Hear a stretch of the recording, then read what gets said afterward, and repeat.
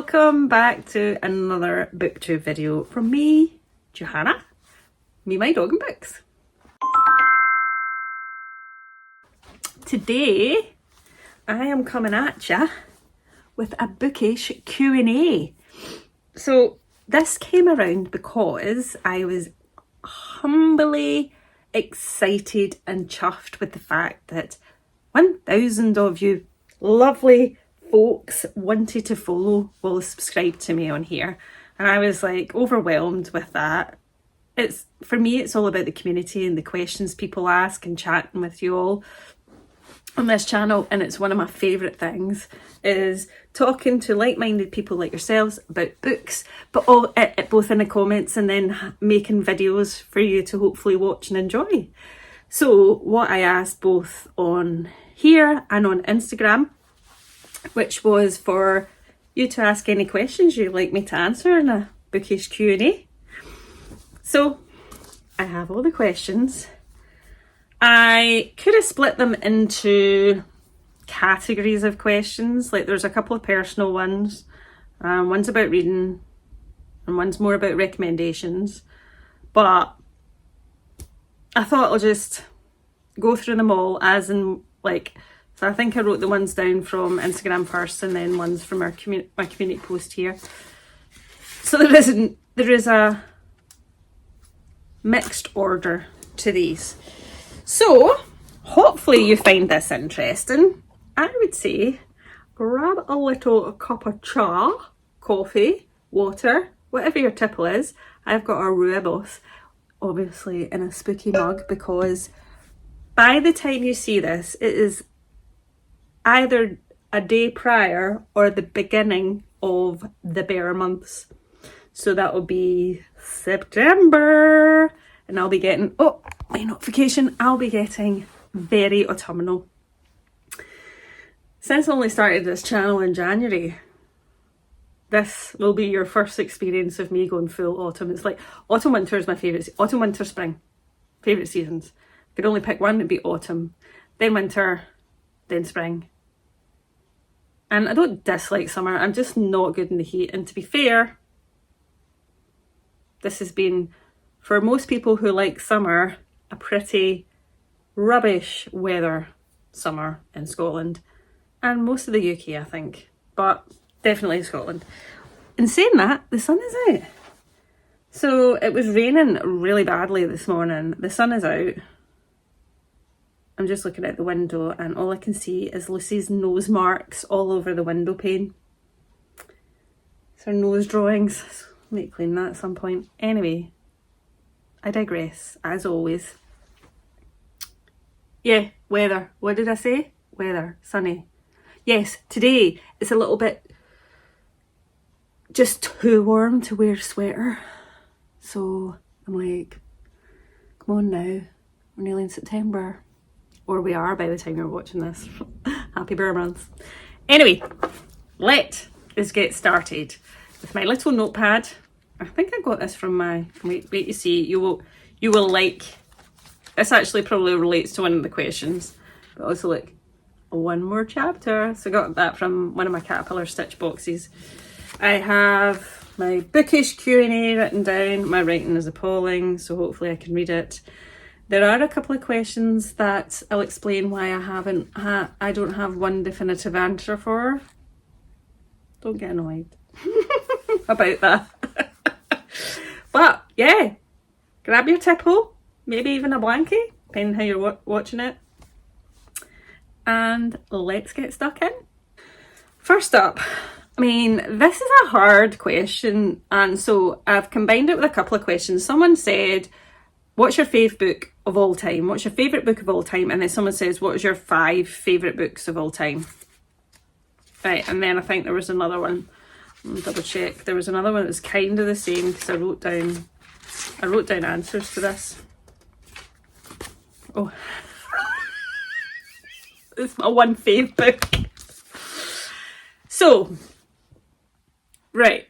I can never just give someone a favourite book. It is nigh impossible. I don't have kids, but imagine you have kids. You more than one kid. Do you have a favourite? Maybe, but you can't tell anyone, so you say they're all favourites. Same with Patty and Lucy. I can't pick between them. I love them both. With books and also movies, when people say, what is your favourite movie? I don't have one. I have a collection of movies that are my go-to watch ones. And for books, it's the same. Because I read quite eclectically.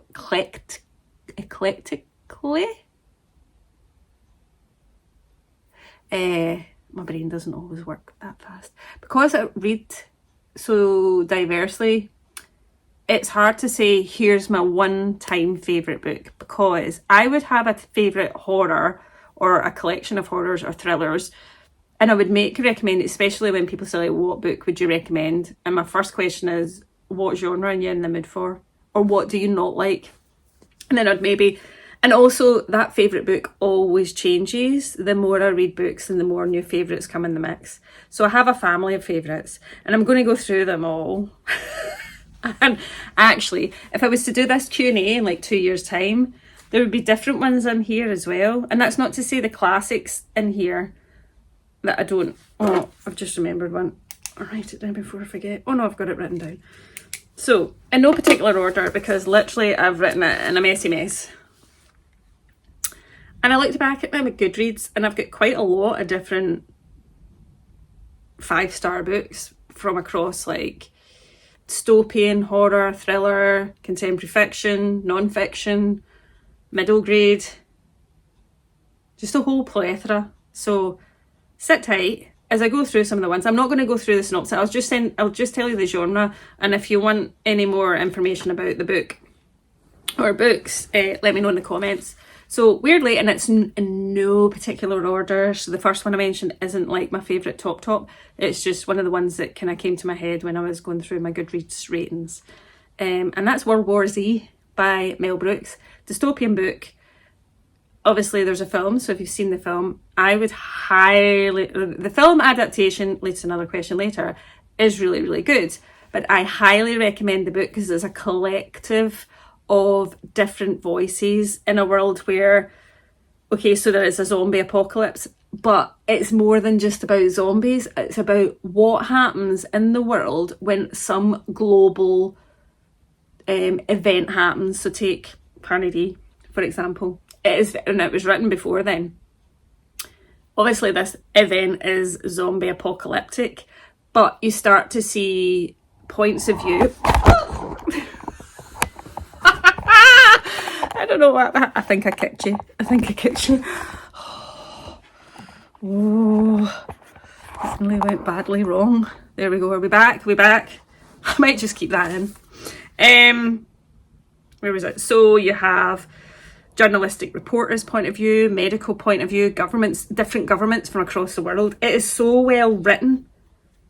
It's astounding, and it's written by Max Brooks, who is the son of Mel Brooks, famous movie director. Anyway, I'll not go into all of those but I don't think World War Z is a book that a lot of people maybe have up there as a really, really good book to read. I've reread it 3 times. I think if I reread a book, it's normally a big sign that, and I'm not a big rereader, it's a sign. So most of these are all books that I would definitely reread. Next one, right. Clearly, I'm going to have Stephen King books in there, but I struggle to pick one because he writes horror, thriller. He writes quite a mix of books. So, off the top of my head, I was like, The Shining and Misery are two of my favourites. And then you've got, so there, Shining is horror, Misery is dark thriller. Then you've got 11/22/63, which I would say is much more intense thriller. There's a fantastical element, but it's not in that it involves time travel. Absolutely phenomenal book. And then The Green Mile, which is one that I read this year for the first time. It's beautiful. It's absolutely beautiful.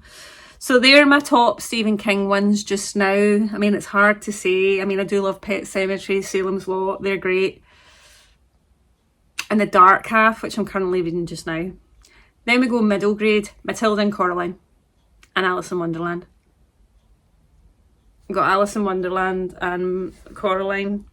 Still had a bit of Matilda added in. Oh no, there is a bit of Matilda. Oh no, there isn't. Anyway, yeah. I reread these books quite a lot. Now, wait a minute. I'm trying to see. What's the genre now? I would say non-fiction. The next two are non-fiction, which I would highly recommend. One, I can't remember the author, but I'll put them up here for you seeing them, is Quiet the Power of Introverts in a World That Won't Stop Talking. I think it was Susan something. Doesn't matter, it's on the screen now. Well done editing me.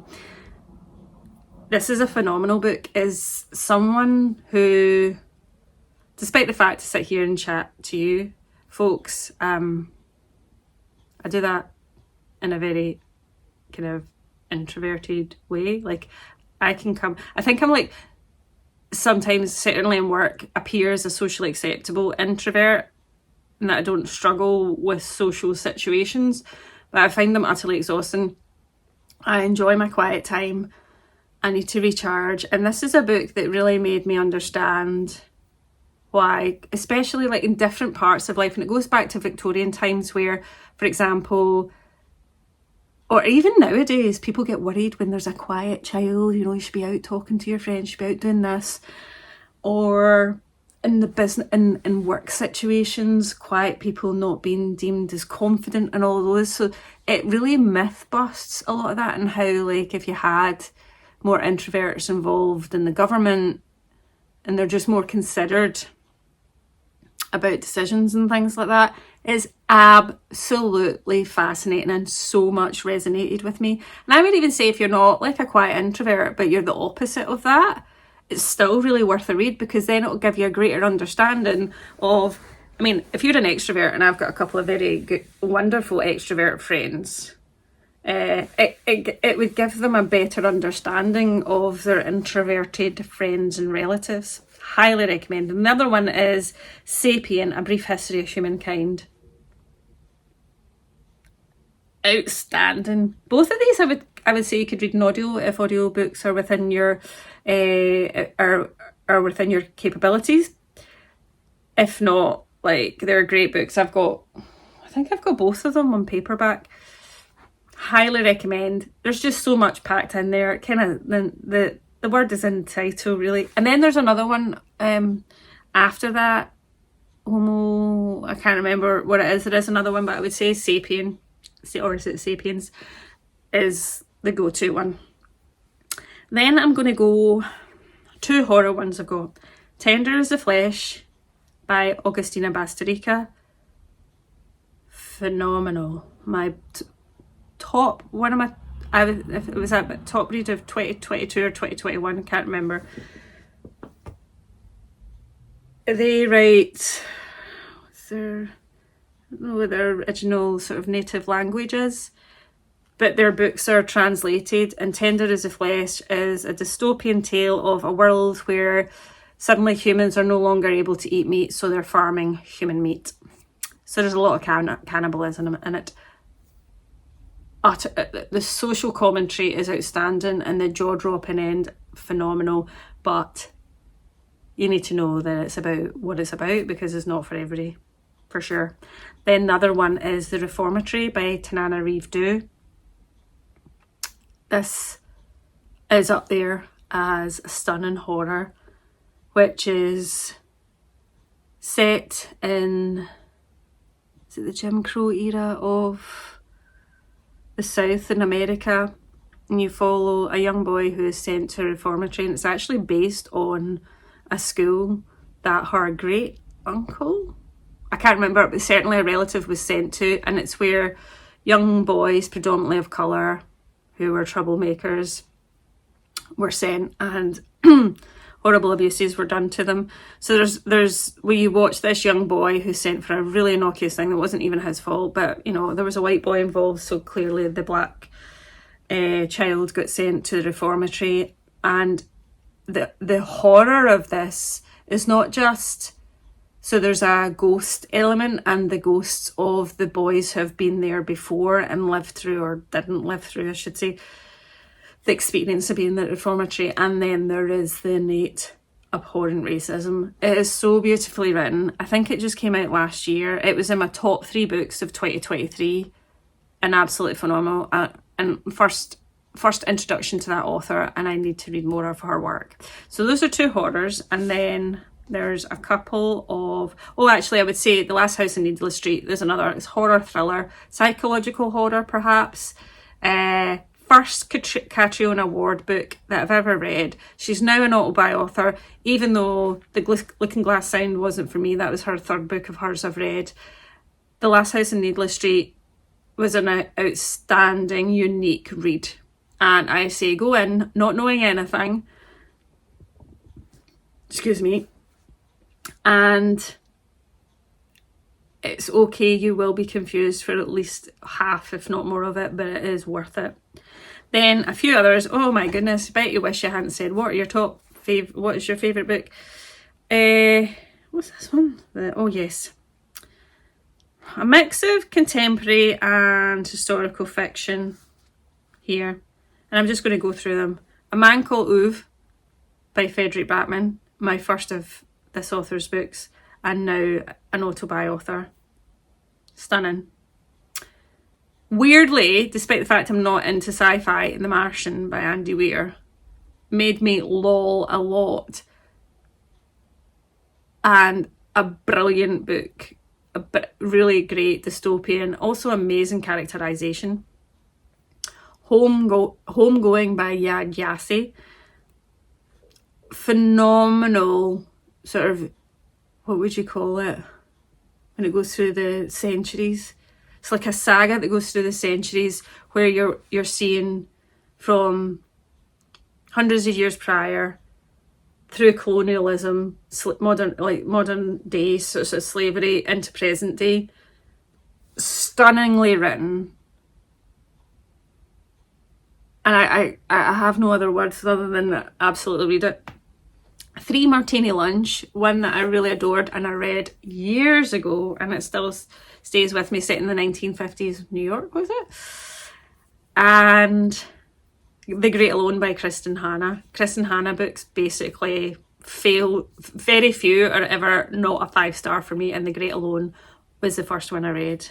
And then also Riley Sager, autobi author. I would sit in that's not contemporary historical fiction, it's kind of horror thriller. A ghost story, haunted house ghost story about a book within a book. My first Riley Sager and not my last. So yeah, that is my favourite. I'm doing well. That's question one. I just stopped for a biscuit break. Biscuit. I just had an Oreo. Ooh. Right, not all the questions are going to take that long to tell you. It's basically because I can't tell you what my favourite book is, because it's nigh impossible. It's like my favourite movie. It depends on the genre. I don't even have a favourite horror movie because it depends on the subgenre within horror movies. Or like Halloween movies. From Hocus Pocus to The Burbs to The Shining, you know. Anyway, next question. Also, thanks to everybody that gave a question in. That was so kind of you. And I loved writing them all up and reading through.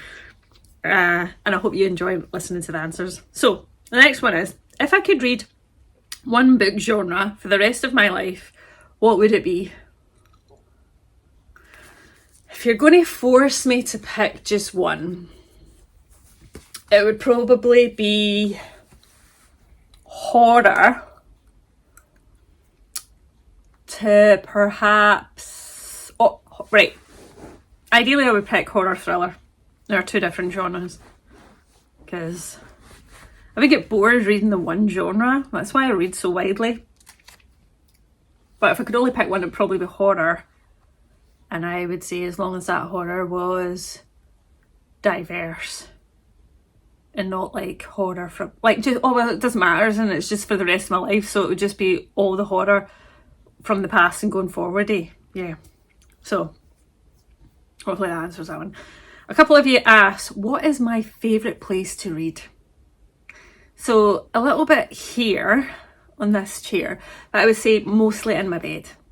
Early morning is where I do most of my reading, sort of the weekends or when I get up for work. I wake up too early. I'm an early bird.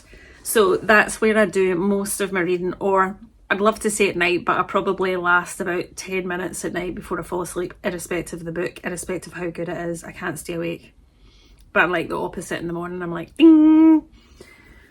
So yeah, in my bed, but literally will read anywhere. But if I had to pick my favourite, it'd be my bed. When did you first start your Bookstagram? I think, so I had my own I had my own Instagram, and unlike other people, I was always kind of just sharing bookish stuff, because that's mostly what I do, is bookish or kind of going out with the dogs. So I thought, well, there's no point in me creating a new one, because I'm not going to post between a personal and like my personal is my books and my dogs.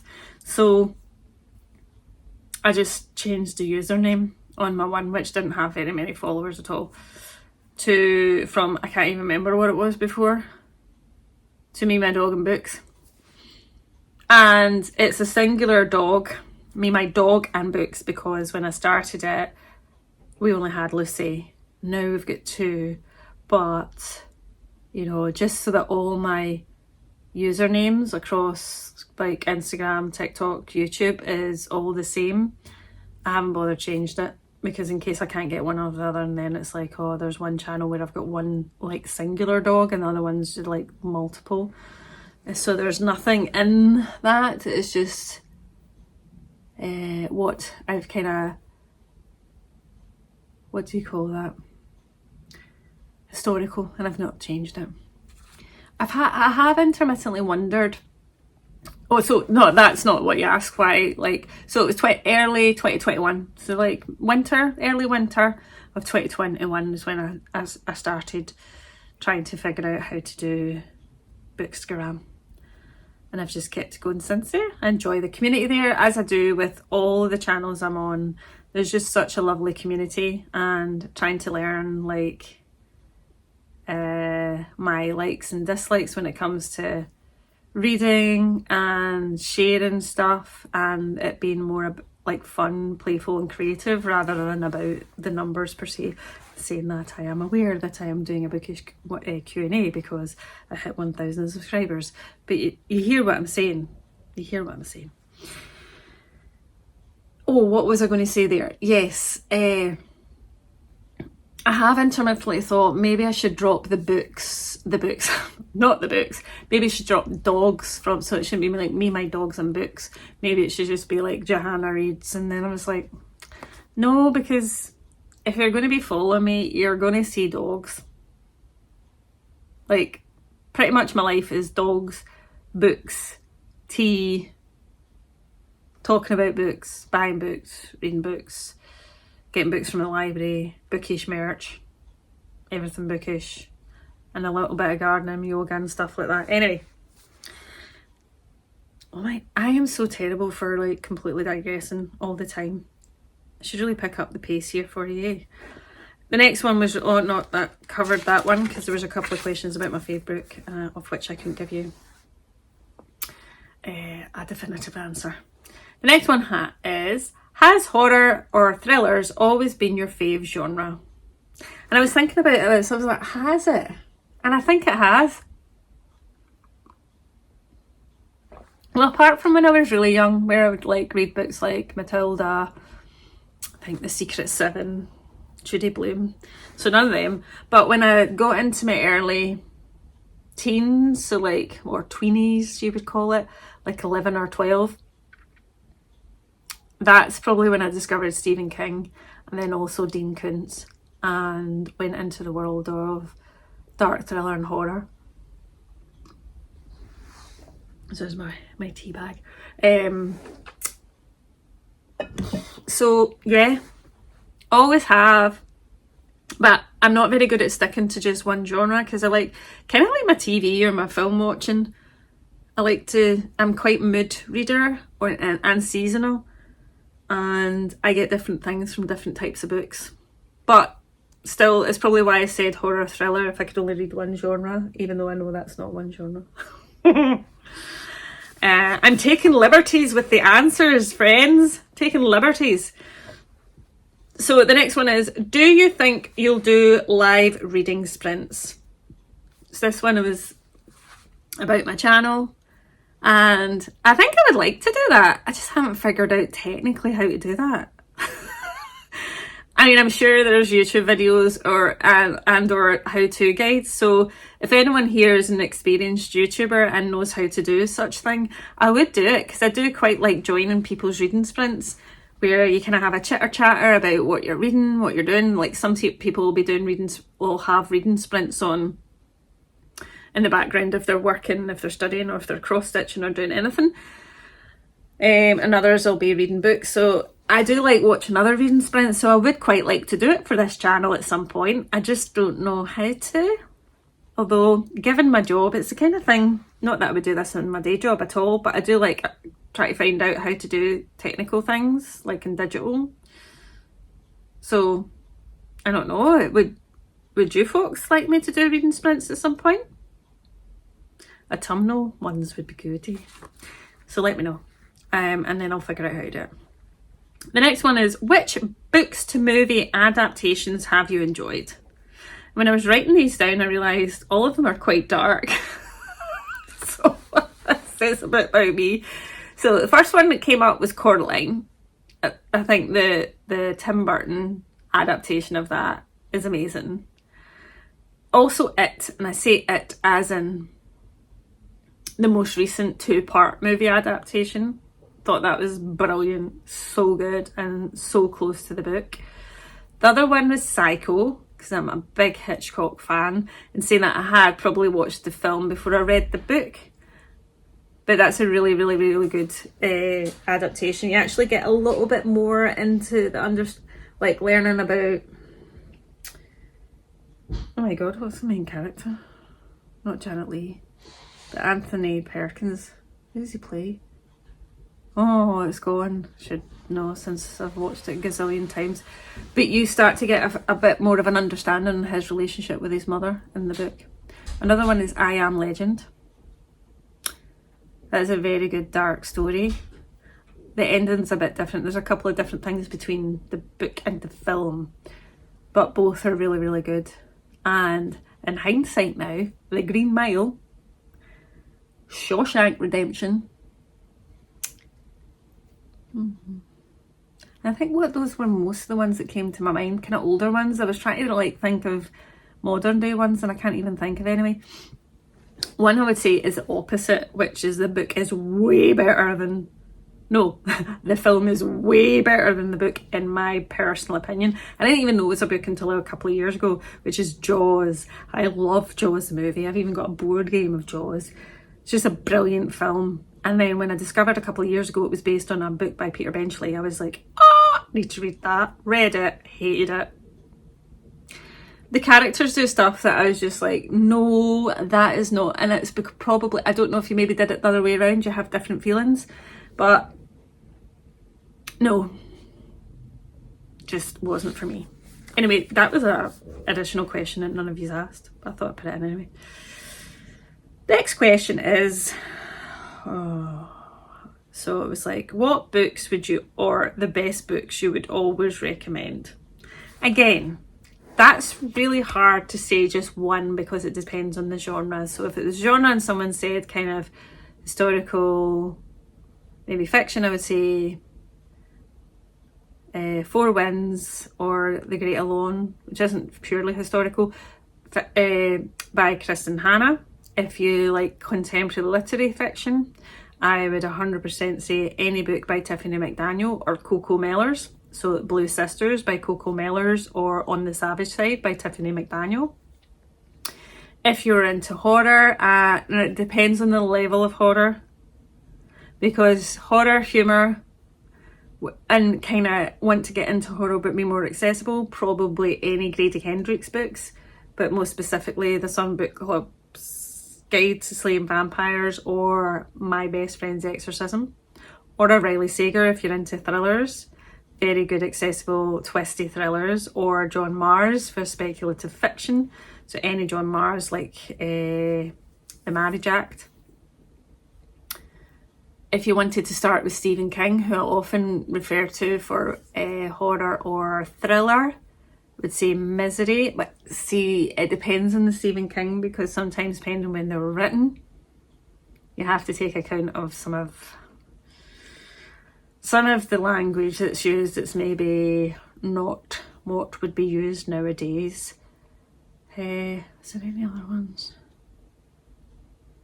For young adult, I would maybe recommend Juno Dawson as an author. I'm tending to go to authors as opposed to particular books, and I would maybe give people a kind of mix of books. So like, if you're wanting to read Scottish books, there's a whole video on that, but more contemporary would be Glasgow Boys by Margaret MacDonald, Duck Feet by L.I. Percy, or like emotional fiction, anything by Douglas Stewart, like Young Mungo or Shuggie Bain, or Betty by Tiffany McDaniel, or A Little Life by Hanya Yanagihara. So yes, maybe you've come to the conclusion that if you ask me what for my favourite book, you ain't going to get one answer. And if you ask me for book recommendations, I will then quiz you on what type of books that you're interested in, or what books you really don't like, and then I'll give you a series of books to pick from. Can you recommend indie sustainable shops in Glasgow area, or bookshops or other? And so this question is quite unique to the city of Glasgow. So it'll be helpful for those who live in and around the area or plan on visiting sometimes. There's a huge selection of different sort of sustainable independent stores.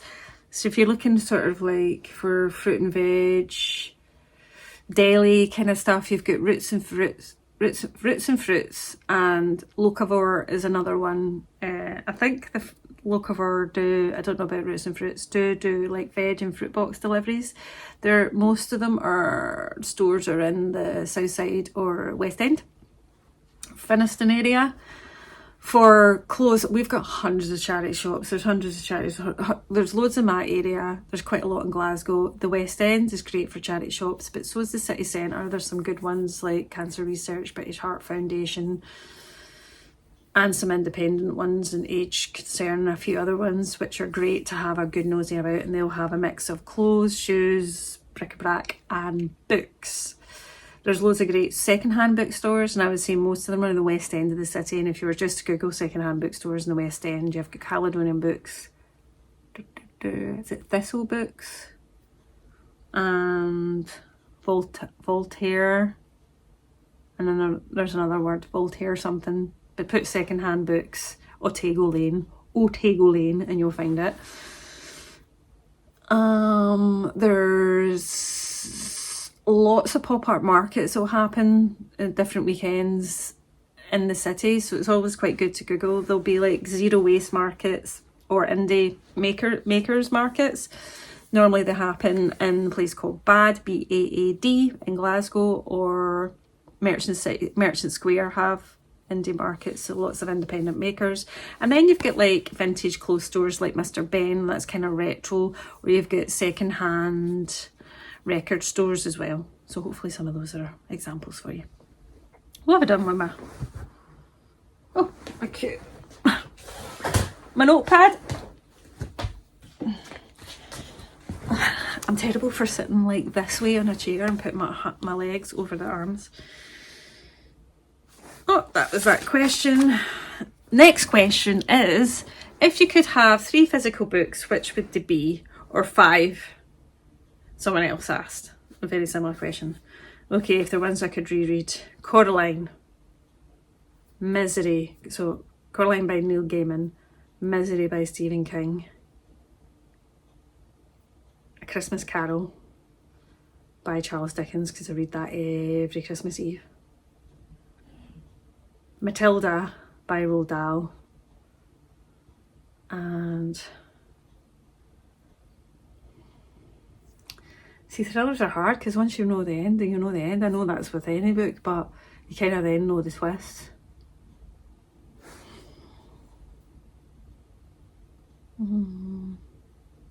Maybe a Chris and Hannah book, I think. Oh no, a Tiffany McDaniel. Oh no, I don't know. Coco, Blue Sisters by Coco Mellors. is what I'm saying now. Ask me this time next week, it'll be different. Would you rather have more read or more unread books on your shelves? I think more unread books, because then I've got more to read. I do keep a lot of books that I've read and really enjoy, but I unhaul quite a lot. I started a wee free library in work, so I'll always take stacks of books in and pass them on, or I'll run intermittent sort of giveaways on my Instagram stories for a book I've read that's maybe brand new and I don't plan on rereading or keeping a hold of, or I'll gift them to friends and stuff. So probably more unread books than read. Then someone asks, which I alluded to earlier, if you're still here and watching, thank you, give me a book emoji. Your fave book accessories. So I would say bookmarks. I have a jar full of bookmarks, so I like to collect bookmarks as much as I like to collect books. The book tabs, so I don't know if I've got one here.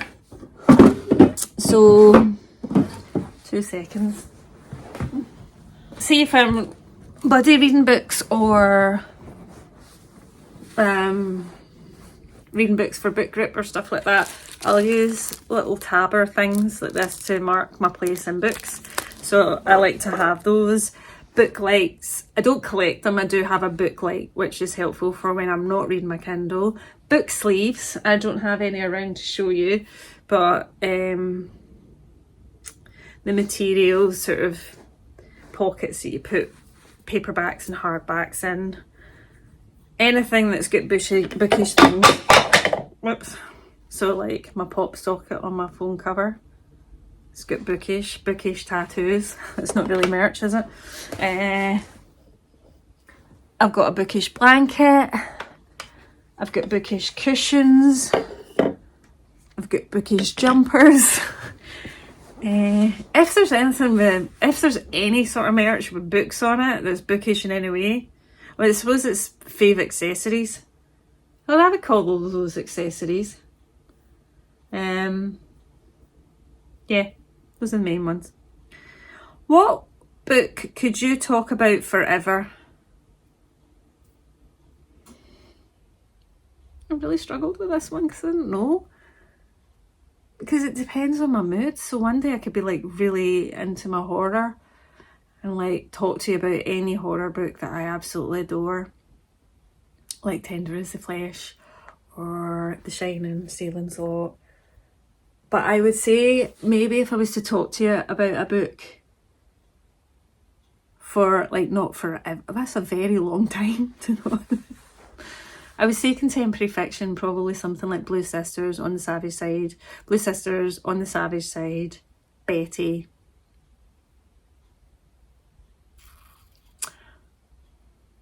Or like non-fiction is also another one. Yeah, this is one that is really difficult for me to answer. I'm sorry. But any type of book genre you want me to talk about, I could talk about forever. Just books in general, I'll talk about them forever. If you could meet 5 authors, who would they be? So I wrote them down and then got annoyed at myself for there not being enough women in this list. Because there's, you know, the patriarchy. But anyway, can you guess what my first one was? I asked my OH this and he was like, yeah, and he got it right. It was Stephen King. Absolutely. Really wanted to meet Stephen King. Could you imagine? I don't even know what I would say. Then I would love to meet Tiffany McDaniel in real life. I was going to say Coco Mellors, but I've met her. So moving on to the ones that I would still like to meet. Stephen King, Tiffany McDaniel, Grady Hendrix, Riley Sager, and Stephen Graham Jones. Most of which, they're all like horror thriller writers, apart from Tiffany McDaniel, which is more contemporary fiction. So is that 5? Yeah, it's 5. Next question is, did you read as a kid or was it when you were an adult? So I read as a kid a lot until I was about 17, 18, where I discovered college and having a social life. and from the ages of probably 18, I would say, because between the ages of 18 and late 20s, I had a hiatus on probably reading for fun. A big part of that was to do with an increased social life at the time, but also reading a lot for college and university, which kind of puts you off reading as a hobby. Well, it put me off. There's loads of people on the likes of Instagram, TikTok, YouTube who study and read for fun and read for education. Both of those two things can happen at the same time, of course. But I would say I had a good easily decade of not really reading, and then I fell back into reading. It's probably when I was more stable in a job and wasn't doing the same level of studying and my social life calmed down that I started getting back into books. So it's probably about the time that I joined a book group, which I've been in for over 20 years now, which got me back into reading. Now I read more. I would say now I read more than I ever did when I was younger, because I don't really go out as much anymore, because I've been there, done that, not interested anymore. I'm living my grandma era. Then here's a personal question, which is, what's your job and how did you get into it? So my official job title is Digital Marketing Manager, Content and Channels. So I got into I actually studied, when I left school I didn't know what I wanted to do, so I ended up doing like something in travel and tourism, and I was like, nah, I don't want to do that. But there was a module or two in that was marketing, advertising, PR. I was like, oh, I quite like that. So then I went to university and did mass media and communications, and I came out of university and started at the doing, I was like a marketing assistant, and then I became a marketing exec in different companies. So I've worked private sector, voluntary third sector, now in public sector. And I started in marketing before digital e-commerce websites, social media even existed. And then obviously that evolution started to come, and one of the commercial companies I worked for had developed their first like e-commerce site, and I did a lot of like direct marketing. So it was about encouraging, so like the types of marketing I've done, I've always been in sectors that I've got had an interest in, or I feel values wise okay about marketing. So like it was distance learning courses I did marketing for, and then it was for a children's charity, and now it's for basically the culture and sports services that Glasgow City Council offer.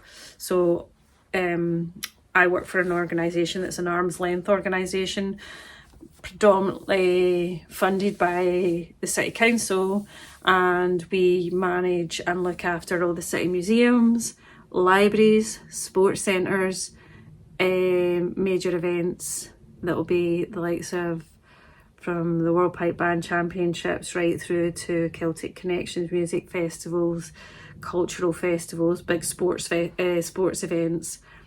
We also manage like music venues like the concert hall and things like that. And my job in that organisation is within the marketing team, and I work within the digital team, and my job is digital marketing.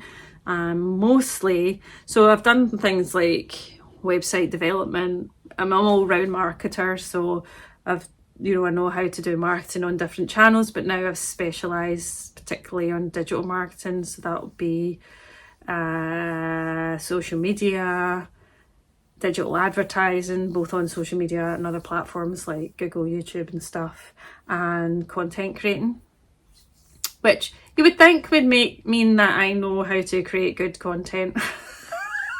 And I do, for the organisations that I work for, and I know their target audiences. This stuff that I do here is much more personal and about me being the kind of creator of the not the face, but putting myself there, which is not something that I do in my workplace. I'm a faceless person that creates content that's promoting all the wonderful public services that our organisation provides to the citizens and tourists and visitors of Glasgow. So that, and because I didn't start in marketing when digital marketing was a thing, it would have been maybe about a decade ago or just more, I did a postgrad in digital marketing from the Institute of Direct and Digital Marketing, which I have to say, doing that, and I did it 18 months distance learning, doing that postgrad while also my full-time job being a marketing manager was very challenging. I think if I hadn't passed, David would have been like, I can't live through you living through that again. So I'll be working on creating content for social channels to promote some of the free family events that like maybe our museums or our venues run, or our community centres, through to running, you know, bigger ad campaigns for colleagues that are responsible for marketing some of our major events. So I find it very interesting because I find understanding an audience, creating content, trying to target them and give them something of value, very interesting. I've always kind of found that. So that's why if you want me to do live reading sprints, I will figure out how to do it. Next question. I hope you're not bored yet, because this might be quite a bit longer than I thought it was going to be. What gave you the hardcore reading bug? I don't know. So it definitely started when I was younger, and I don't think I picked it up from any specific family members. I think it was more to do with my personality, in that when I was young and more like pre-teens, like kind of 17, 18, I was quite quiet, introverted, and I liked escaping into other worlds. So that's what started that. And then obviously I had a hiatus in the kind of late teens, mid-20s. And then when I picked it up again, that would have been when I had book group. And I would say only in the last 10 years have I read to the level, like I've read to the level that I do now, which is, it's my go-to hobby. I'm reading all the time. I'm reading multiple books. And that's where I find both an amazing thing for like relaxing, and I make time for it. Like it's my main hobby, just like, and I don't have other major family commitments, so that's my thing. And the other question from the same person was, and does the OH enjoy reading? I would love the OH to enjoy reading, but no matter how many books I buy him for Christmas or birthdays, he rarely reads them. He will go through the odd, like at a push, he'd maybe read one book a year. But it's not his go-to hobby. The annoying thing is though, if he picks up a book and he's quite enjoying it, so he'd read books about golf, he reads a lot of non-fiction, but he has read The Shining and stuff, or I got him a book about Ultras, which is about the Italian football hooligans that somebody in work recommended. Still not read that. But yes, I still try and get him to read a book, but it's not his go-to hobby. His go-to hobby is golf and playing FIFA on the PlayStation. So actually, because he does two of those things, that gives me enough space and time to read myself. It's not like I'm sitting reading and he's wanting to do something. He's out, if he's golfing or playing PlayStation, I'm reading. Or if he's watching football on the telly, I'm reading. Another personal question, which was a nice one to ask, which only because I don't mind sharing these kind of things. Someone said, what things do you do to ease your anxiety? So, everyone's different in respect to their anxiety, so I'm just going to give you my own personal experience. I think I have always been a very anxious person, but I think I've my coping behaviour, which ceased when the Panny D started, was to keep myself really busy and always been doing lots of things, you know, be it like, probably like an example of me on a busy weekend reading vlog, but on steroids. It was me. Just always busy, distracted, so I wouldn't listen to all the anxious thoughts in my head. Then Panny D started and I was shielding because I'm immunocompromised, so I couldn't go out anywhere, couldn't see anyone for months and months and months. Wasn't even supposed to be within 2 feet of David in the house until he was like, well, that is, you know, like separate, like all of that stuff. Not going to go into it. That was all very, really difficult, and I eventually ended up phoning the doctor, going down the path of them being diagnosed with generalised anxiety disorder. Went on medication, went on a waiting list for a clinical psychologist, and went through about a year's worth of therapy. So that was the beginning. That was the beginning of dealing with a disorder that I was really struggling with. Medication has really helped me be stabilised, so I didn't have the massive anxiety attacks and drops that I was struggling with. I have been on anxiety medication now since 2021, and I have no plans to come off it. I have no issues with. It took me a wee while because I was like, I don't want to go to the doctor and just get fobbed off with anxiety meds, but I wasn't. So it was like, I did online CBT, and then they put me through, and then I was like, right, okay, I get the principles, but it's not still not working. So then they put me forward for a clinical psychologist. So I would say medication plus therapy has given me the base to be at a point where I can then build up, and my therapy helped me build up a toolbox of things that I can use to manage my anxiety. So I can still get really anxious, and it comes out of nowhere. One thing that David and lots of other people go is like, oh, what caused it? And I'm like, I don't know. I'm one of those lucky people that have generalised anxiety, so pretty much anything. But I know what can trigger it or make it really can affect my resilience for dealing with anxiety. I would say my anxiety attacks have reduced a lot.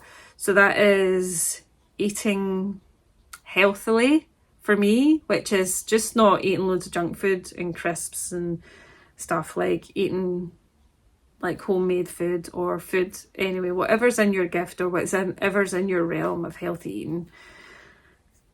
Eating healthily, staying high, like drinking water, saying no to things instead of cramming my diary, and actually putting in time for recharging. For me, for some people, if you're extrovert, that might be mixing with people. For me, it's sort of becoming slightly recluse and recharging and then coming out. Being creative. I like doing creative things, and this for me is creative. Reading is like one of my other therapy, like anxiety medications, because it just takes me into another world. Another one is horror movies, like horror. I feel like, and this is not for everyone at all, you need to really like horror. Horror or like scary thriller films or books, because you can almost box up in this really safe boundary of experiencing anxiety and scaredness and knowing that you're okay. So it's like a really weird thing for me, where I was like, I can watch something that makes me really anxious and scared and know that I'm still safe, and it almost lets me experience that and get that outlet. Exercise is massive, and that doesn't mean like going to the gym. I've tried. I used to go to the gym years ago. I tried going back. It's not for me. So for me, it's just whatever's yoga and meditation. Oh my god, so good. And I just do Adrian yoga from home, like Adrian yoga for Adrian on YouTube, free. That's all I do. But I have been doing yoga for years and years and years and years. I'm not a yogi in any shape or form, and yoga is so accessible for everyone. People go, oh, I can't do yoga. I'm not like, I'm not flexible about any. That's the whole reason you do yoga. It's actually not the whole reason. It's really good for just so much inside and out. Running, not far or fast, is really good for walking and being in nature, hugging trees, my herbal trees. I don't drink alcohol anymore. That was a big contributor to my anxiety. And the reason I don't drink alcohol anymore is I don't have a very good moderation ability. I don't really have an off switch when it comes to that, so I'm best just to completely abstain as opposed to moderate. So if you can moderate your alcohol, definitely it is a big trigger for anxiety.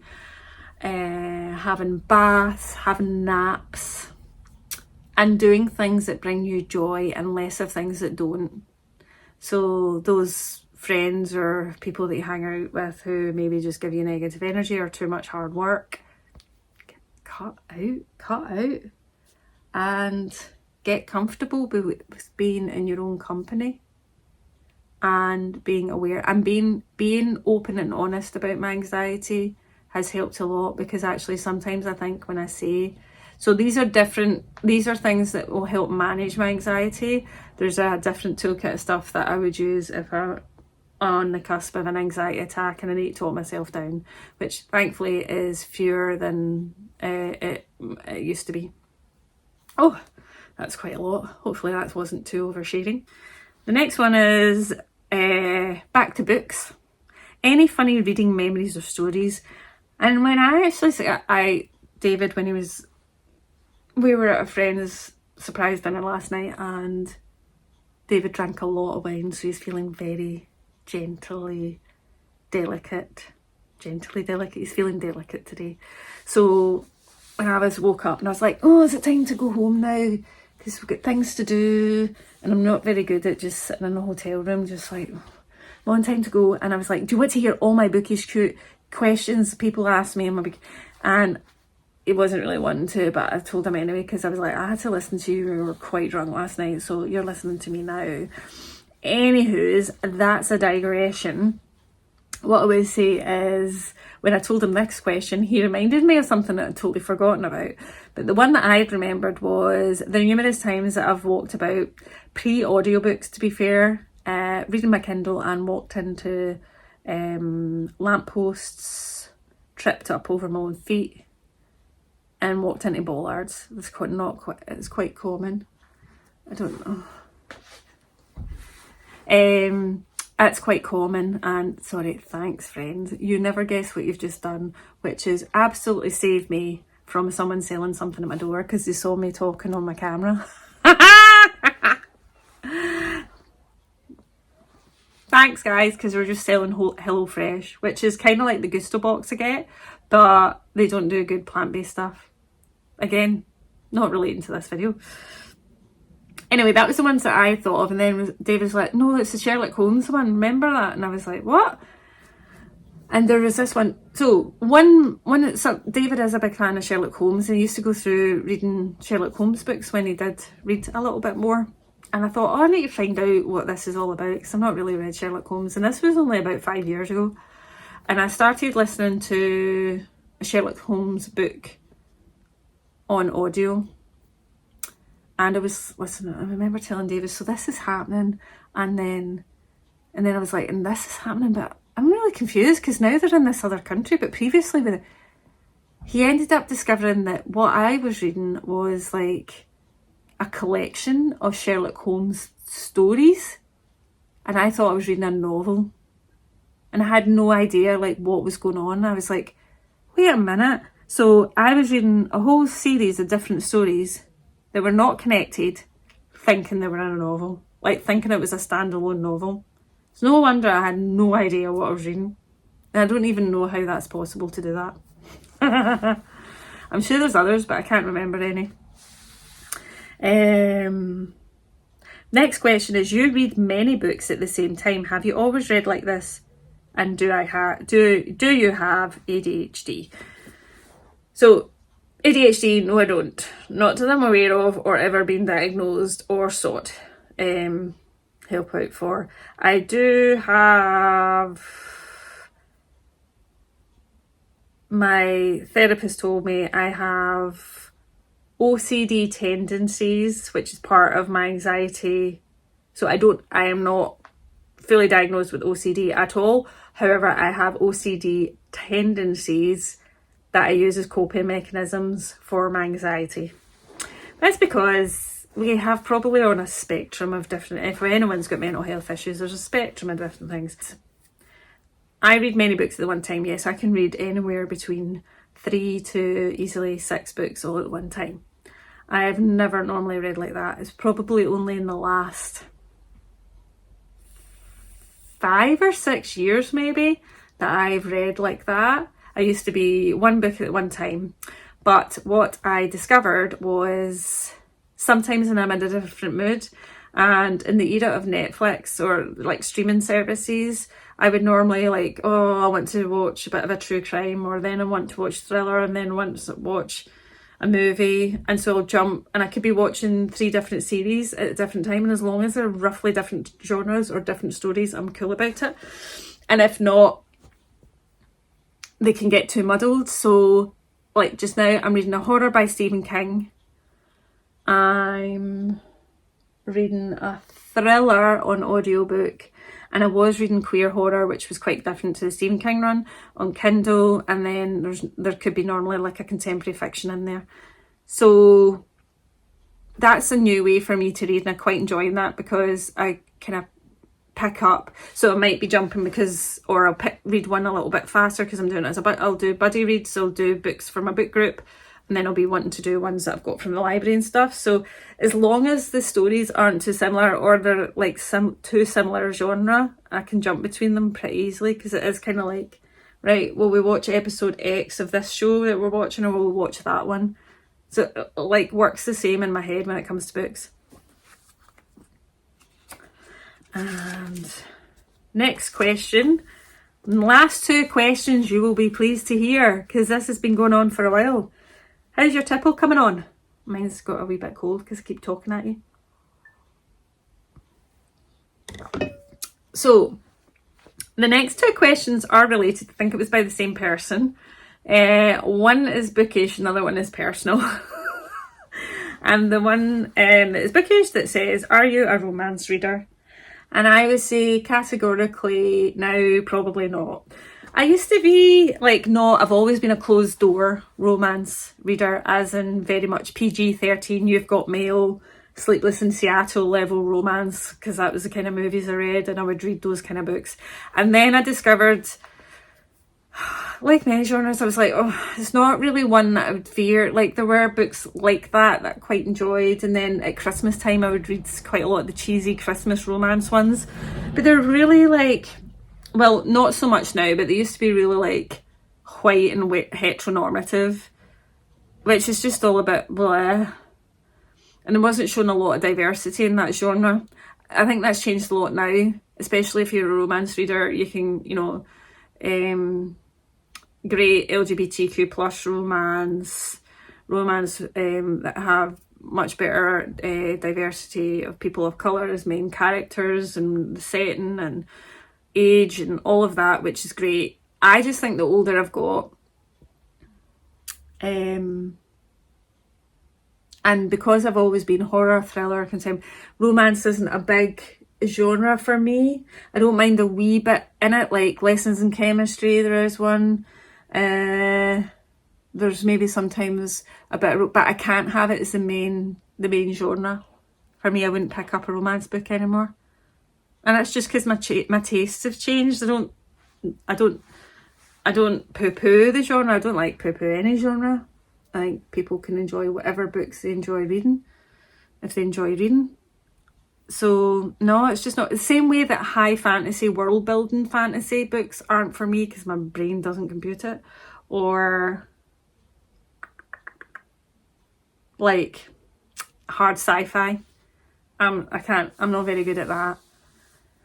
So no, I'm not. And saying that, I don't mind, but that's why I don't mind if it's, as long as it's not the main subplot or it's the main, otherwise I struggle with it. And so I don't know if this then led to the lovely questioner, which was, will you ever get married one day? So my answer to this, pretext, is that the right word? I caveat with saying, I think anyone and everyone should be able to marry whoever they want to be, irrespective of their race, ethnicity, where they're from, their religion, who they love. Okay, so I caveat, you can marry whoever you should be able to marry whoever you wish, if you wish to get married, and the both of you consentingly both want to get married. I, however, have never wanted a wedding. I've never wanted to be a bride. So if you look at it, like, obviously I could get married and not have those things, right? So if I tackle the wedding thing, for me, it's not for me. I cannot think of anything worse for me of looking at a white dress or any sort of dress and having a bridal part, like all of that, me being the centre of attention, anything. Like, I've never wanted surprise birthday parties or big parties or anything like that. No, no, no, no, no. I personally don't enjoy attending weddings. They're not my favourite form of social gathering, but I have been to a plenty of my wonderful friends who get married, and I absolutely adore my friends who find love of someone and want to marry them. That is beautiful. I, however, do not wish to be married. As someone that has read, and I've actually got a book called I Don't, which is about the patriarchal links of marriage and the possession of, or the possession of women. So this is not about queer marriage or anything like that, just but more the kind of heteronormative sort of ideology of marriage. I kind of am in that camp. So for me, marriage isn't important. For me, the fact that I share a 50-50 mortgage and 2 dogs with my other half is more of a commitment than get married. It's actually more complicated now. Like, if you were to, so me and my other half have been together for over 22 years. And I have it's only taken that length of time. Well, actually, the last wedding I was at this time last year, someone was still going, like, when will you get married? I'm like, never. What about carrying on his name? Not my problem. So, and I think as I've grown up, both with my gender identity,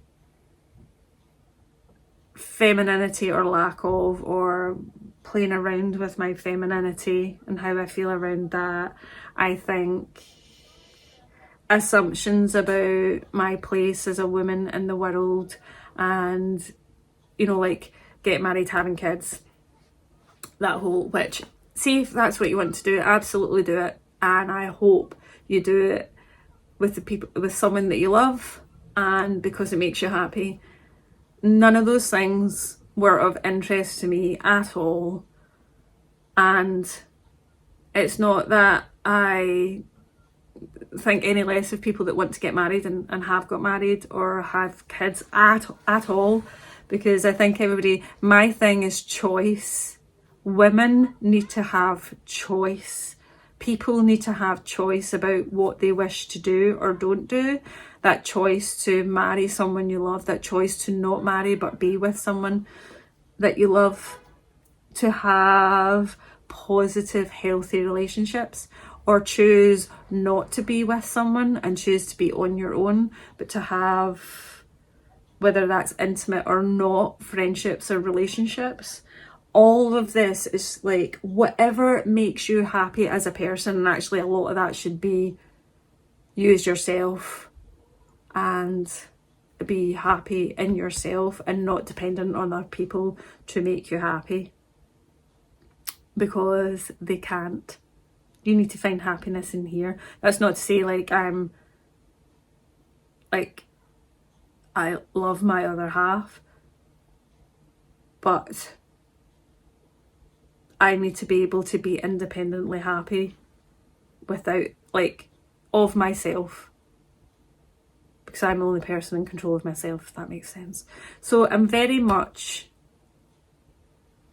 I suppose, what's the word? Kicking against the grain, which really shouldn't be a thing. The fact that I'm a woman, unmarried and childless cat lady, actually a childless dog lady, but yeah, there are a lot of assumptions that are made about women, and I intentionally kick back against them because I don't feel like I fit into them, especially, yeah. So very long answer is no, I won't get married. I genuinely have, like, I'm not like, oh my god, not get married. I have no inclination whatsoever, like nothing. There's like absolutely, like, especially for a wedding, just no, that wouldn't happen. So it doesn't mean that I couldn't run off with you, sign a paper somewhere and that's us married. But now I'm like, why would I bother? I'm like, no, I don't even think the tax incentives are good enough now. If there was going to be a monetary reason. Would I get married for £1 million? That's another question. Anyway, yeah, that was a very personal question to end it on, which I didn't mind. Like, if there was any personal those were all the personal questions were in the mix. If I didn't want to answer them, I wouldn't have. But I have included every single question you have asked. So thanks very much for all your questions. I hope you've enjoyed hearing the answers. If there's anything else you would like to ask me, please do so in the comments. And if you've got to the very end of this very long Q&A, give me a peace sign emoji, because I wish you all love, hope and happiness, and hopefully you found some of this interesting. So thanks as always for watching, for liking, and if you do subscribe, thank you. And if you don't and would like to see more videos of me, which is not normally as chitter chattery as this, normally there's other stuff going on, please do subscribe, and and until next time, see you again soon. Bye.